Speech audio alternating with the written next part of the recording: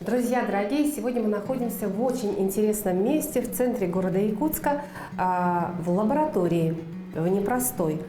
Хозяйка лаборатории – это Анастасия. Настя, здравствуйте. Здравствуйте, Юля.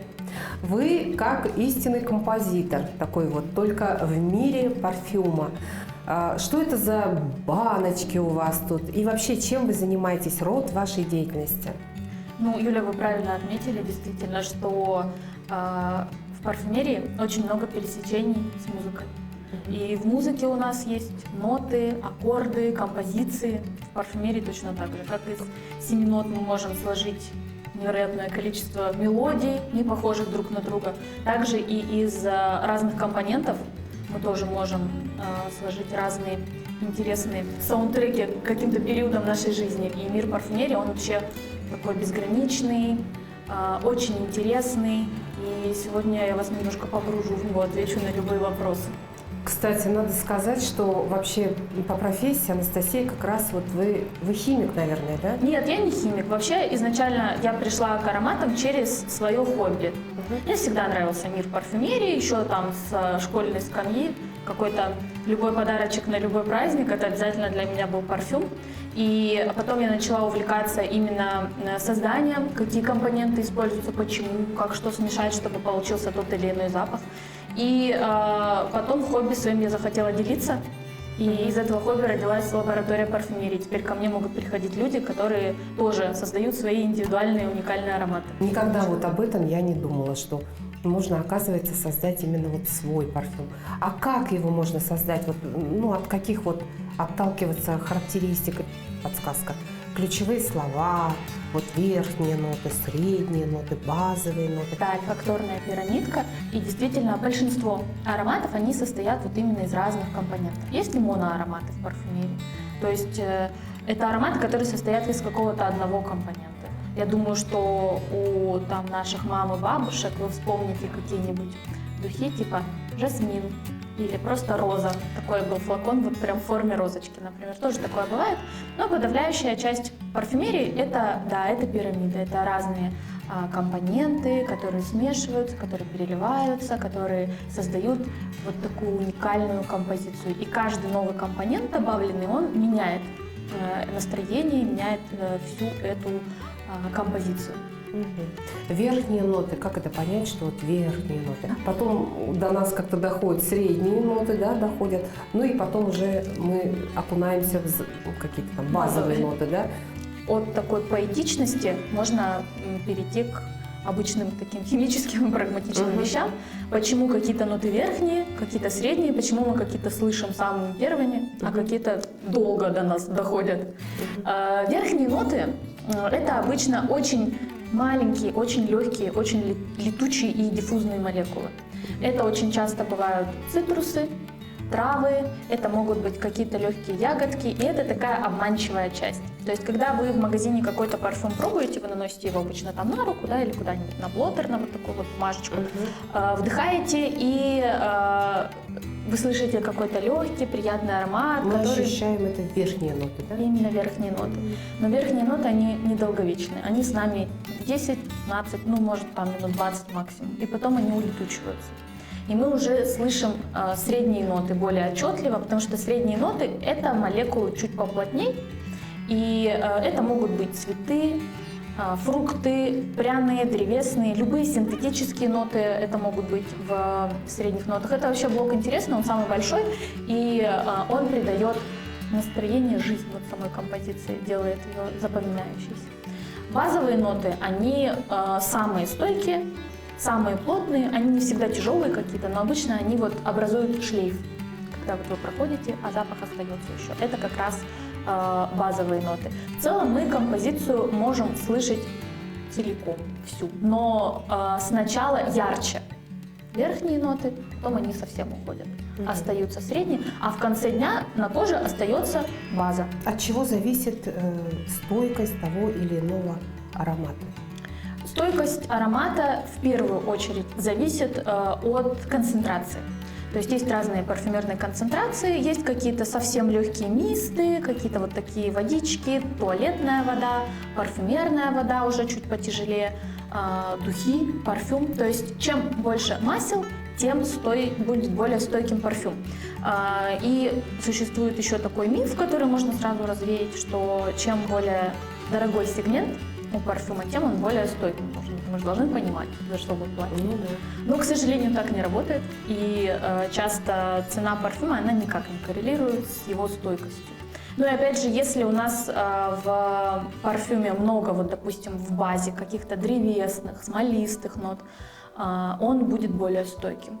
Если это, например, одеколон, то есть это очень легкая концентрация, это цитрусы и травы, даже если там много масла, даже если это дорогой сегмент, он стойким не будет. Он будет улетучиваться быстро. Это одеколон. Одеколоны, туалетная вода, в принципе, тоже относятся к самым стойким. Они на одном как бы, да? А есть вот женский одеколон? Одеколон все-таки как-то вот, ну, мужская какая-то история, да? Нет, одеколон это действительно у нас принято, да, что одеколон это что-то тройной одеколон, да. Одеколон Саша, да, что-то такое. Но на самом деле нет. Одеколон, оно происходит вообще в принципе от корня колонь. Это компонент очень свежий, такой холодный, немножко морской такой. И это вот свежие, легкие такие ароматы одеколоны. То есть это не мужская парфюмерия, это могут быть и женские ароматы. Я пришла в магазин, вот на эту бумажечку прыснула, мне понравилось, вот так вот перед носом повертела. А потом, когда уже надела этот аромат на себя, прошлась там как-то вот, и вдруг понимаю, что это не мое. То есть нужно понимать, что вот, как вот вы сказали, верхние ноты. То есть как бы человек очаровался верхними нотами, да? А ведь нужно дождаться какое-то время какое-то должно пройти, да, чтобы раскрылся аромат. Это получается 15 минут, да, где-то нужно? Не только. Походить вот с этой бумажкой, да, а потом вот как-то опять вот перед носом повертеть, да? И это получается, мы, значит, понюхаем средние ноты, да? Или как? А если заночевать в магазине и снова помахать, значит, доберемся до базовых нот или как? Вообще, в идеале, для того, чтобы купить аромат, вам действительно нужно брызнуть его и уйти из магазина, чтобы ознакомиться с ним и посмотреть, как он живет, как он раскрывается. Но бумажечка нам даст не всю информацию, потому что парфюм мы обычно носим на себе, на своей коже. Ну только кожа-то у всех разная. Вот именно. Поэтому какой-то аромат вы можете на ком-то встретить, вам он очень понравится, вы себе купите такой же, а на вас он вам не нравится. Это вот как платье, да, допустим, вот. Да. Горошек вот в моде, но не всем он идет, да? Абсолютно так, потому что кожа, она, во-первых, химия тела играет роль. Мы сами по себе по-разному пахнем. Во-вторых, играет роль температура вашей кожи. Потому что если у вас, например, горячая кожа, то верхние нотки с вас практически сразу слетят. Они нагреются, испарятся, а база будет на вас дольше. А если у вас холодная кожа, то база на вас будет очень-очень долго раскрываться, и не факт, что она в полной мере вообще раскроется. Поэтому, когда вы приходите в магазин выбирать аромат, брызните на себя и идите по своим делам. Посмотрите, как он раскрывается, как он дружит с вашей кожей и вообще с вашим характером и личностью. Подходит он нам или нет. То есть вот эти бумажки, они как бы совершенно бесполезны, да? Нет, они не бесполезны. Просто чтобы так поверхностно понять вообще, в принципе, ваше или не ваше, нравится или не нравится, конечно, этого достаточно. Все мы на себя не поперебрызгаем в магазине, а просто чтобы просто за что-то зацепиться, блотеры подойдут. Что бы вы посоветовали людям, допустим, у кого вот аллергия, но хочется все-таки какой-то аромат, чтобы был? Во-первых, я бы посоветовала не прибегать к вот масляной парфюмерии. Например, вот есть арабские какие-то ароматы, которые вот состоят, особенно натуральные масла. Потому что натуральные масла, они более аллергенны, чем синтетические. Хотя, казалось бы, да, все натуральное, такое полезное, прекрасное, но, к сожалению, это не так. Ну и тут все, конечно, зависит только от вас, от ваших, от вашей аллергии, какая она и на что вы реагируете. Но часто у людей вот реакции бывают аллергические или просто какие-то вот бывают головные боли от парфюма, да, когда парфюм у вас находится в портретной зоне, когда вы его наносите, например, за уши, на шею, и он для вас может быть раздражителем. То есть вы можете наносить парфюм просто подальше от этой зоны, например, назад на шею, например, куда-то там на сгибы локтей, может быть. Тогда аромат будет для окружающих Но не для вас. осязаем, да, но для вас он будет не таким ярким. Подскажите, как можно понять вот границу, как не переборщить с парфюмом? Ну, тут только, мне кажется, здравый смысл вам может помочь, потому что как будто кажется, что если мы нанесем вот побольше, тогда оно будет и держаться дольше. Но оно не будет держаться дольше, оно будет сильным по концентрации, но слетит, ну, примерно так же. Лучше все-таки нанести пару пшиков и потом обновить этот парфюм через пару часов, если вам показалось, что он как-то стих, чем сразу и много. Ну, тут тоже все зависит от темперамента вашего парфюмерного. Кто-то любит, чтобы за ним такой километровый шлейф был, кто-то любит, чтобы это было деликатно, Здесь тихонечко. была Анна Ванна, да? В общем, ее любимый аромат ощутим. Ну, знаете, а вот как наносить? Беру вот так вот, пшикаю какой-то вот, ну, любимый аромат, опускаю всю свою гриву вот так вот, и вот так взмахиваю, ну, и как бы вот, и такая довольная выхожу. Может, это неправильно вообще? Ну, тут вам могут сказать, что это неправильно с той точки зрения, что в основном парфюмерия современная, она на спиртовой основе. И она может просто сушить вашу гриву шикарно. Не вижу в этом ничего страшного, потому что там не такое большое содержание этого спирта. И волосы наши пористые, и поэтому они аромат держат лучше. Когда вы наносите аромат действительно на волосы или на одежду, стойкость выше будет, чем если вы наносите на кожу аромат. Понятно. Чем мы сейчас будем заниматься, что вы хотите нам показать? Вот чтобы заинтересовать кого-то, может быть, кто-то тоже решит создать именно свой вот какой-то аромат, такой не похожий ни на кого. Давайте я вас заинтересую необычными парфюмерными компонентами. Все мы, наверное, привыкли, что может быть там какая-нибудь роза или ваниль в парфюме, да? Этим не удивишь. Но есть компоненты классные, интересные, необычные, которые есть у меня в студии, с которыми я вас могу познакомить.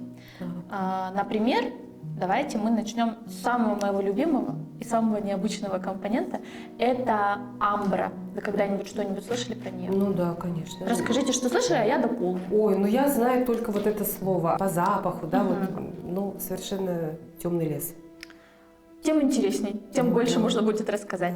Вообще в природе амбра – это животного происхождения компонент. Кит, действительно, нам оператор подсказывает, это кит. Да? И не просто кит, это его рвота. Да вы что? Да. И амбра – это самый дорогой парфюмерный компонент. И он настолько дорогой, что его даже большие корпорации не используют и синтезируют. Используют искусственную синтетическую амбру, уже около лет 30 точно уже используют искусственную амбру. И чем она хороша и интересна? Во-первых, это самый популярный базовый компонент. Это, кстати, вот база. Это стойкий компонент. Аромат синтетической амбры теплый, сладковатый, часто приятный. Большинству амбра нравится. Но очень много людей попадают в такую группу, которые амбру не могут сочетать, она у них в слепой зоне мозга. То есть, если дать понюхать этот компонент, скажут, что ну ничем не пахнет, мокрая бумажка. Для тех, для кого пахнет амбра, это такой хамелеон прям, потому что амбра по-разному взаимодействует с разной кожей, по-разному на всех раскрывается. И вообще, в принципе, амбра, она как закрепитель неплохой работает. То есть, если в составе у нас есть амбра, то композиция будет более стойкая. Давайте я вам дам послушать ее, и мы узнаем, вы в группе тех, кто слышит амбру, или для тех, для кого она в слепой зоне. Так. Ну, очень приятный аромат. Значит, вы его слышите. Мне он очень нравится. Интересно. Интересно. И не скажешь, да? Запах какой-то вот такой. Откуда это взялось? Прародитель. Да. Это кит. Это просто вот удивительно. Удивительно, действительно. И еще один есть компонент тоже животного происхождения изначально, но тоже синтезируемый сейчас, это мускус. И мускус в природе – это железы кабарги. Часто можно даже увидеть какие-то объявления, что покупают вот эту вот струю. Но в парфюмерии все чаще используется именно синтетический мускус. И мускус – это прекрасная база для свежих компонентов. Это такой запах чуть-чуть кондиционерный, хлопка, свежепостиранного постельного белья. При этом он ненавязчивый. Часто его называют гостиничным ароматом, потому что это вот запах такого свежего номера, который только что вымыли, поменяли постельное белье. Он тоже иногда попадает в слепую зону мозга, но не так часто, как амбра. Ну надо же, слушайте-ка, интересно. Вот когда действительно порошком пахнет каким-то. Но при этом не навязчивым. Да, ненавязчиво, кстати говоря. Да. Вот как-то немножко, да, ну какой-то вот интересный такой запах, как будто бы вроде как и дождем, что ли, как-то пахнет. Ну, Да, как-то это свежесть. свеженьким. Свежесть. Чем-то свеженьким вот пахнет. Да. Ну надо же, и это у нас мускус, да? Это мускус, он тоже может быть в составе парфюма в качестве базы использоваться. Они могут использоваться как по одному, так и, например, вместе. Амбра с мускусом тоже неплохо сочетаются, и они становятся частым дуэтом именно для базы. И если мы вот так послушаем, мы вспомним много похожих на вот это сочетание ароматов. Да. Вот, кстати, дорогой парфюм как раз пахнет вот этими двумя штучками. Ой, это очень интересно. Просто невероятно. Вот никогда не думала, что, оказывается, это вот кит и кабарга, струя кабарги. Надо же. Да, пахнет дорогим парфюмом. Да. Ну и давайте еще один такой прям химический, синтетический компонент послушаем. Он называется альдегид С16. Так. Вообще альдегиды в парфюмерии это спирты, лишенные водорода. Ничего интересного, но ничего не понятно, да? Вообще, в принципе, Урок химии. Так. альдегиды в парфюмерии, они такие звенящие, они заставляют аромат быть таким, как будто искристым, как будто вот брызги шампанского какого-то. Но вот этот альдегид, он отличается именно С16, потому что он дает такой запах клубники.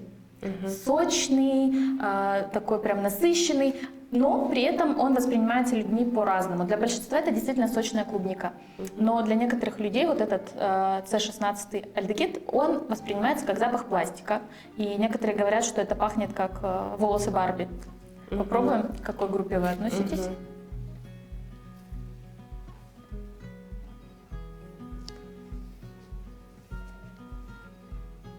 Клубника или Барби? Ой, слушайте, ну вот непонятно. Если бы вы не сказали, что это нет, это не клубника. Не клубника. Не знаю, я не знаю, как пахнут волосы у Барби. У меня никогда не было. Ну да, вот что-то вот с пластиком. Ну наверное, вот. Да. Вот, пожалуйста, это у нас разное восприятие компонентов. И Для вас клубника, а для меня пластик, да? да. Можем третье мнение у нашего оператора спросить, потом ставите еще. Хорошо. Попробуем? Ну и что? Думаем?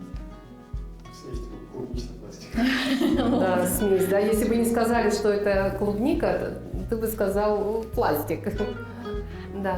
Сперва такой более сладкий, Ага. потом уже чуть подальше. Вот, кстати, вот у меня тоже такое же восприятие. На самом деле это действительно немножко моя вина, что я вам рассказала, Да. что это за И аромат. у нас сразу же шаблон какой-то сработал в мозг. Да. Как-то вот клубника представили, как она пахнет. И, ну, вообще, на самом деле, ну, те, кто выращивает свою клубнику, конечно, я ее не выращиваю, поэтому я не могу сказать, как пахнет вот свежая сорванная там клубника. Вот. Да, и действительно я могу вам нанести, например, яблочный какой-нибудь аромат и сказать, я вам сейчас дам персик, такой сочный.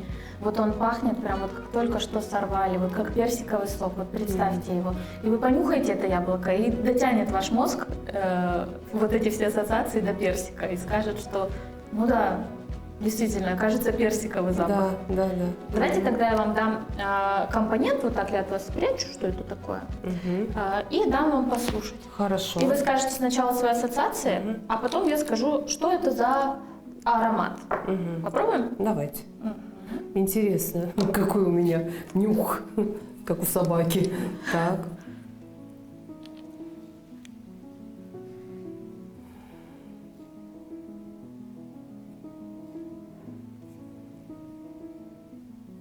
Ну что, какие ассоциации, какие идеи, на Так, что похоже? значит, похоже на ваксу.